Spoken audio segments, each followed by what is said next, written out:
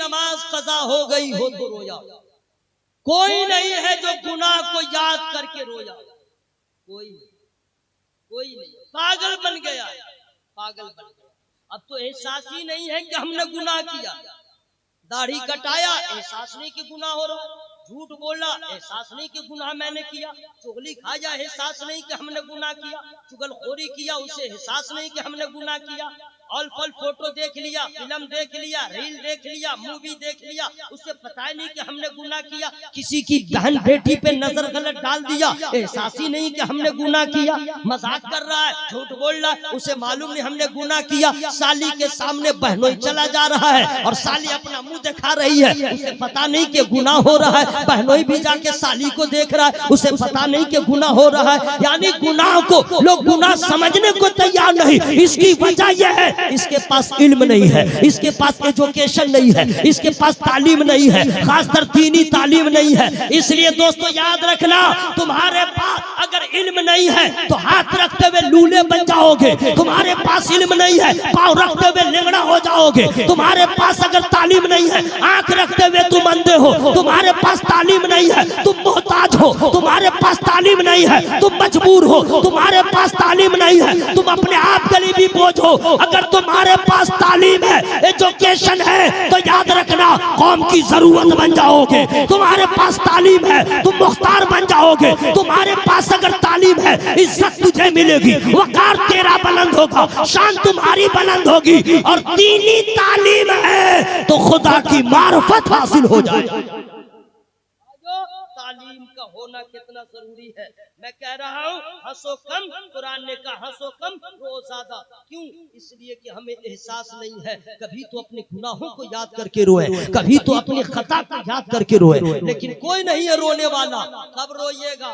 رونا تو اتنا پڑے گا لیکن وقت جا چکا ہوگا، گھٹنا میں درد شروع ہو چکا ہوگا، کمر میں درد شروع ہو چکا ہوگا، آپ مسجد جانے کے قابل نہیں رہیں گے، اب آپ کا احساس بیدار ہوگا، تب پتا چلے گا ہم نے کیا کھویا ہم نے کیا پایا۔ آپ کو یہ بھی نہیں معلوم ہے کہ نماز کو جان بوجھ کے قضا کرنا گناہ ہے، سیرے سے نماز چھوڑنا یہ کتنا بڑا گناہ ہے۔ اب تو مسلمان اس کو بھی نہیں سمجھتا ہے، مولانا ہے وہی نماز پڑھے گا، عالم ہے وہی نماز پڑھے گا، حافظ ہے وہی نماز پڑھے گا، مفتی ہے وہی نماز پڑھے گا۔ اب میں یہاں پہ حافظ مفتی پہ نماز نہیں بلکہ مسلمان مرد و عورت پہ نماز ہے، چاہے ان پڑھ رہے، چاہے پڑھا لکھا رہے، چاہے ماسٹر رہے، چاہے امیر رہے، چاہے غریب رہے، چاہے کمارا رہے، چاہے شادی شدہ رہے، نماز ہر مسلمان مرد و عورت پہ فرض ہے۔ ابھی تک آپ کو معلوم نہیں ہوا نبی نے کیا فرمایا؟ اگر تمہارے بال بچوں کی عمر 7 سال کی عمر ہے تم اسے نماز کی دعوت دو، اگر بچہ بچی نہ پڑھے ابھی کچھ سختی نہ کرو لیکن دعوت دیتے رہو، جب 10 سال کی عمر ہو جائے اب اسے نماز کی دعوت دو، نماز نہ پڑھے بیٹا ہو یا بیٹی سختی کرو، کبھی مارنے کی ضرورت پڑ جائے تو ہلکے ہلکے پیٹ بھی دیا کرو تاکہ اسے نماز کی عادت لگ جائے۔ آپ نے کبھی غور کیا نبی نے 10 سال کی عمر کے بچوں پہ اتنی سختی کا حکم کیوں دیا، اتنی تاکید کیوں کیا؟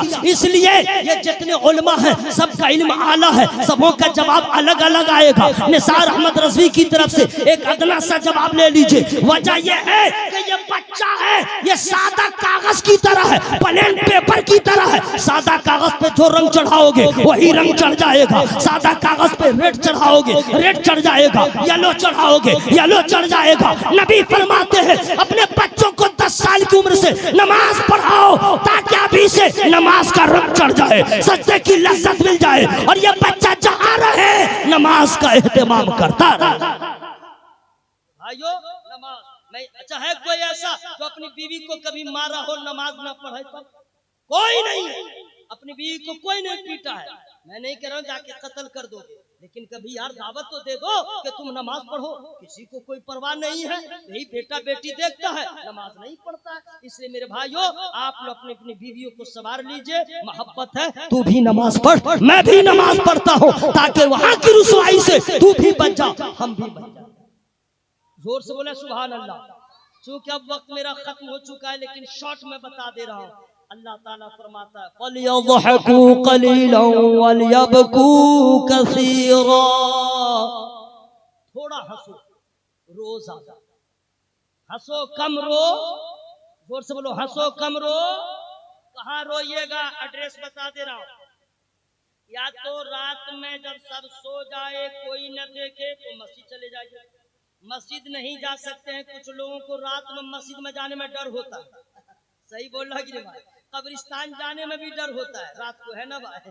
اپنا بسترے پہ سب کچھ کر لیتا ہے. تو سنو، گھر میں ہی آپ کیا کیجئے، اٹھئے، کسی کو پتہ نہ لگے، قدموں کی آہٹ بھی نہ کوئی سنے، وضو بنائیے، وضو بنا کے مصلی بچھائیے، پورے گھر کے لوگ سو رہے ہوں، اور اس کے بعد آپ مصلی بچھا کر کے 2 رکعت نفل نماز کی نیت باندھیے، اور 2 رکعت نماز پڑھنے کے بعد اپنے ہاتھوں کو اٹھا لیجئے اللہ تعالیٰ کی بارگاہ میں. یاد رہے کوئی دیکھے نہیں، یاد رہے کسی کو پتہ نہ چلے، تاکہ ریاکاری نہ آئے، اس میں تسنن نہ آئے، اس میں دکھاوا نہ آئے. اور اپنے ہاتھوں کو اٹھا کے دعا کیجئے. کیسے دعا کیجئے گا؟ آپ نے گناہ کیا ہے، آپ ہی کو معلوم ہے، ہم نے گناہ کیا ہے، ہمیں معلوم ہے. اب ایک ایک گناہ کو یاد کیجئے جہاں تک آپ کا ذہن چلا جائے، اور بالکل اس نیت کے ساتھ میرا رب سامنے ہے، میرا رب دیکھ رہا ہے، اور ایک ایک گناہ کو یاد کرتے جائیے. اور پھر عرض کیجئے مولا میں نے گناہ کیا ہے، جان بوجھ کے انجانے میں کیا ہے، مولا تیری بارگاہ میں حاضر ہوں، گنہگار ہوں، خطاکار ہوں، سیہکار ہوں، مولا پھر بھی تیری رحمت کا امیدوار ہوں، میں تیری رحمت کا طلبگار ہوں. ایک ایک گناہ کو یاد کیجئے، اور آنسو گرے تو گرائیے، نہ تو رونے کا کی آواز بھی نکل جائے، اور اس تصور کے ساتھ رب کائنات کی بارگاہ میں ہو، خدا کی قسم آنسو گرتا رہے گا، مرتبہ بڑھتا رہے گا، آنسو گرتا رہے گا، مرتبہ بڑھتا رہے گا. قرآن نے کہا ہنسو کم رو زیادہ. آپ جانتے ہیں نبی نے کیا فرمایا؟ حدیث پاک میں آیا کنز الایمان. اس آیت کریمہ کا جب ترجمہ پڑھیں گے حاشیے پہ آپ کو ایک حدیث پاک کا متن نظر آئے گا. نبی ارشاد فرماتے ہیں اے لوگو جو میں جانتا ہوں اگر تم لوگ جان جاؤ تو دنیا میں ہنسو گے کم رو گے زیادہ. نبی فرماتے ہیں جو میں جانتا ہوں اگر تم جان جاؤ تو ہنسنا بھول جاؤ گے، تم ہنسو گے کم رو گے زیادہ. اور قرآن کہتا ہے ہنسو کم رو زیادہ. اب کیوں رو؟ اللہ کے ڈر سے رو، رسول کی محبت میں رو. رونے کی بات آئی ہے، ہم کیا روئیں گے جناب؟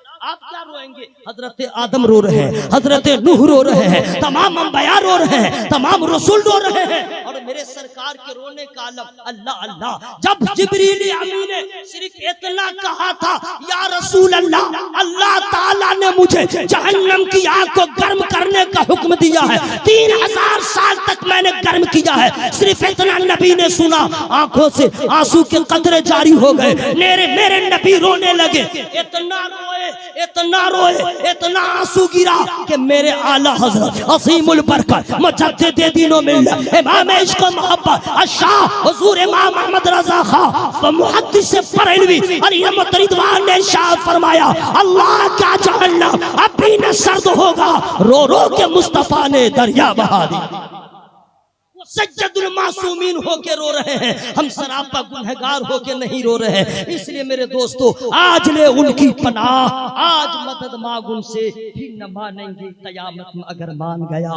آخرت کی تیاری یہاں کریں، اللہ کے خوف سے روئیں، گڑ گڑائیں اللہ کی بارگاہ میں. انشاءاللہ اللہ بڑا غفور الرحیم ہے، گناہوں کو معاف فرما دے گا. انشاءاللہ اپنے گناہوں کو یاد کر کے روئیے گا، والی تقریر کے چکر میں مت پڑیے گا، اس کو غور و فکر کیجئے گا، ورنہ آپ کا آنسو کوئی پوچھنے والا نہیں رہے گا. دارالعلوم خدیجۃ الکبریٰ کے زیر اہتمام یہ عظیم الشان جلسہ اتنے بچوں کی